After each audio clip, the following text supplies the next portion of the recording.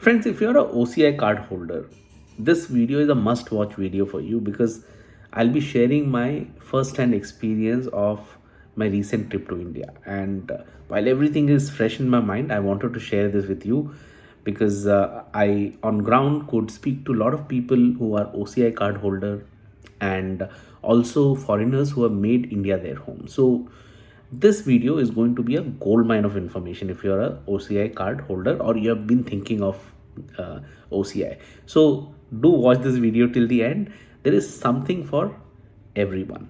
I promise that.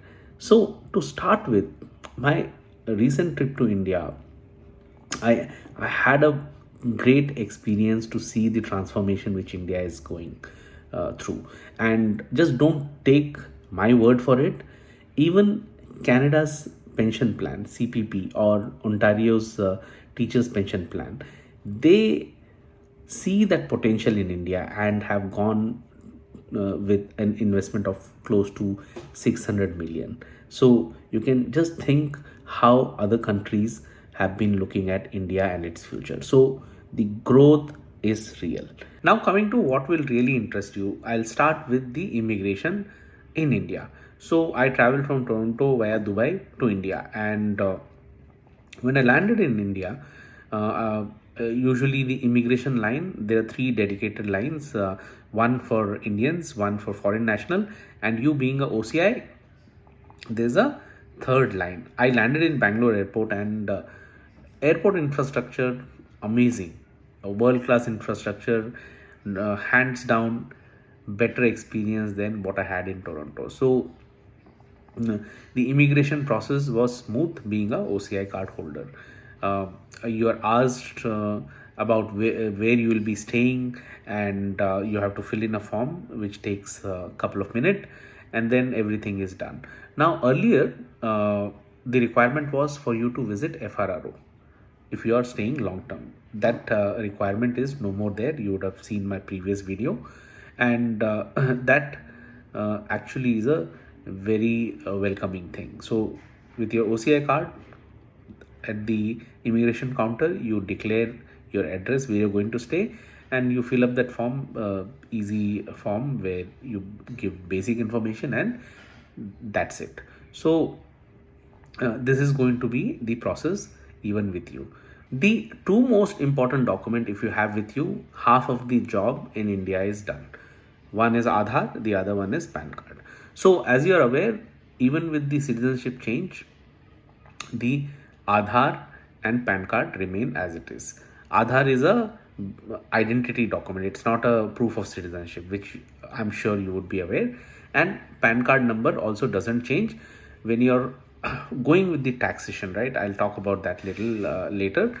But if you have these two documents, half of your job in India is done. Now, if you don't have a Aadhaar and you are a OCI card holder and you want to apply, then in that case, you need to be in India for minimum 182 days before you can go and apply for the Aadhaar card. So if you don't have an Aadhaar card, now you know that there is a wait of almost 6 months before you can apply online. And the process is very simple. Once you finish with that requirement, you can apply for Aadhaar. For NRIs, right, they also had to go through this process earlier, but it was changed. Now, as soon as you're back to India, you can apply. So, in case you're still an NRI and not OCI, you don't have Aadhaar card, first thing you must do is, once you get back, get your Aadhaar card made. And that will take care of a lot of things. Coming to the job market part of it, as an OCI card holder, you can work in India. I could, speak to people who are OCI card holder, and what they said is most of the companies, they ask for document like Aadhaar and PAN card only. And when it comes to filing taxes, you will be filing taxes as foreign national. So that filing of taxation part is on you. So if you have your Aadhaar card, PAN card, getting a job in India is not a challenge. And with your OCI card holder, which you have with you, you will not have problem anytime, anywhere. You cannot be joining government job, which I'm sure you must be aware of, or any sensitive government project which a private company is doing. So if you're getting assigned to any such project, then you cannot be taking that project. Be aware of these things. So uh, like any other country where there are scrutiny and there are certain restrictions, that will apply even here. And I'm sure if you're going as a OCI, most of the private companies would be looking in for your experience of North America and would be um, aligning you to that particular role. Most of them, they said the work life balance is not like Canada. So if you're looking for a work life balance, it's not like Canada. And again, it might be different for different people, but majority of them with whom I spoke to, they were very well paid, very well paid in the sense very well paid, but they had this problem of no work life balance. So if you know someone or you have come across someone who is having work life balance and who is getting really paid well, then do comment and let me know. So no negatives.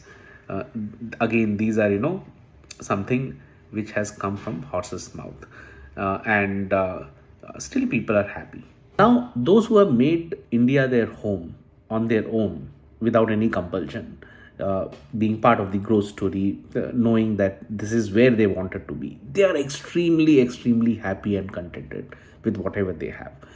People who had to make decision to move back to India based on their personal circumstances, um, I'll not go into much detail.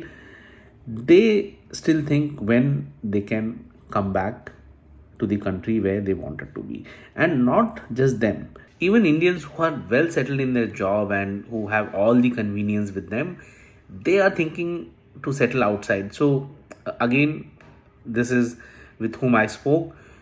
Very few people, they were like, oh, I'm contented with what is there, and I want to be here. Many of them still think grass is greener on the other side. They don't know how blessed they are to be in India and how convenient the life in India is. To the banking part, you don't want to be on the wrong side of the law and wrong side of the income tax. So if you still have saving bank account, make sure to change that immediately, if possible, even before you come to India. And when it comes to the taxation, you must have a good chartered accountant who understand your status as OCI and who is going to hold your hand to file taxes. Make sure to have a good chartered accountant. Also, if you have a trading account, and a lot of us nowadays have account like Zerodha, make sure that that account is up to date with your status. So if it is NRI, uh, the NRI account; if it is OCI, the foreign national account. It's easier to convert from Indian to NRI when you have not relinquished your India passport and you are still Indian citizen. The very moment things change, the paperwork become cumbersome. Buying and selling of stock, also the process changes. It is not as direct as it was before if you are NRI or OCI. So it's a different process which is followed, which any expert or professional broking agency, they will be able to guide.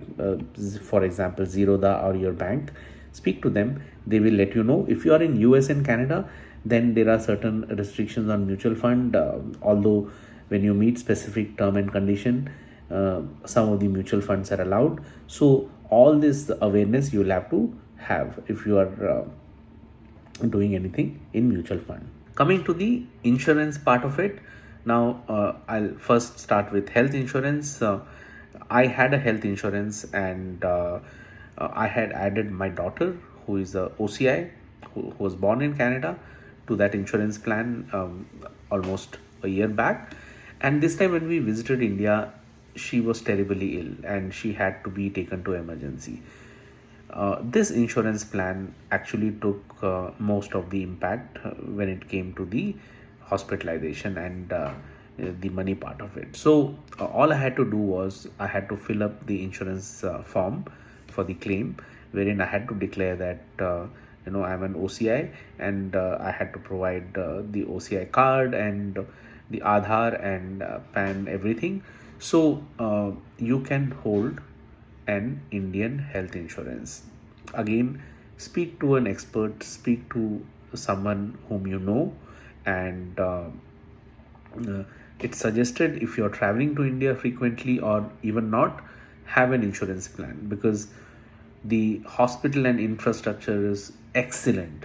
There's no waiting time, which people here in Canada crib about, and exceptional treatment. The only thing which I was concerned was, during follow-up visit, my daughter had developed rashes all over her body, and the ointment which doctor recommended was antibiotic. So every time I would get anything like this, I would consult my doctor in Canada through an email, and I once I got an update that if possible you avoid this, I went with the natural remedy. So all I did was bring those neem leaf, make it into a paste, and apply on her body, and it worked perfectly. So the Indian system works. Life insurance, again, life insurance, you can hold a life insurance in India.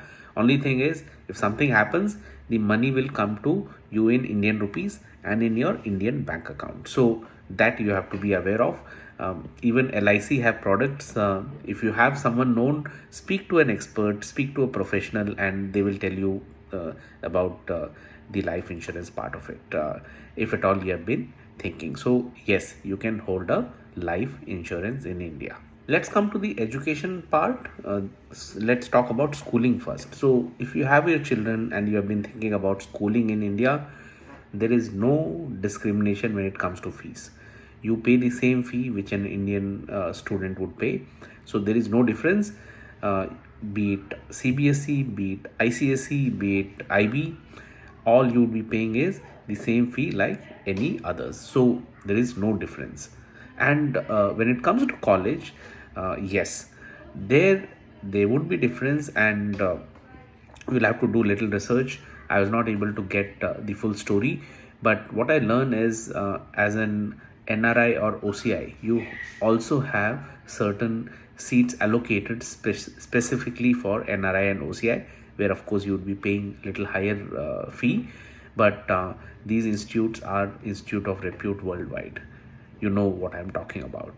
If you're a pensioner from India, you worked with Indian government or state government, what happens to your pension? A lot of you had this question. So nothing changes to your pension. Your pension, what you're getting, is for the work what you have already done. So it will keep coming to you wherever you are, whichever country you are. And Indian government has taken measures with the consulate and with banks, where you can go and do your life certification, so you don't lose your pension. The last part is for the parents whose kids were born outside of India. Now, take it as a matter of fact, when they go to India, they will fall sick. Indian kids, they have very strong immunity compared to kids born outside of India. So they will fall sick. This is something which is inevitable. So just make sure to comfort them and take whatever precautions you can. Still, they would fall sick. Friends, these are the points which are fresh in my mind. In case I have missed out anything, do comment and let me know. Or if you have any question, even then, please comment and let me know, and I'll reply like always. Thank you.